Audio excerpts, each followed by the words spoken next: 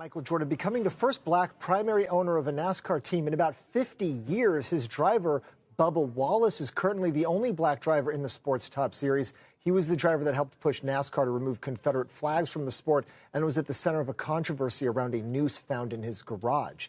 Jordan is a North Carolina native, already owns the Charlotte Hornets NBA team, and has been seen in the garage at NASCAR races for many years.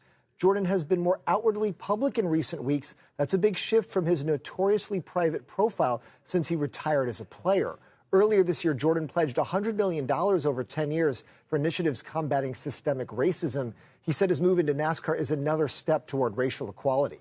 Just 3 weeks ago, Jordan took an equity stake in DraftKings in exchange for becoming a special advisor to the firm, and he was credited as being the key bridge between NBA players and owners during that 3-day shutdown of the playoffs, helping to get the league restarted again after those protests. Tyler Kelly? You know, Eric, it's an interesting point. What do you think accounts for the fact that Michael Jordan is taking such a higher profile now than what we had been used to previously in his retirement?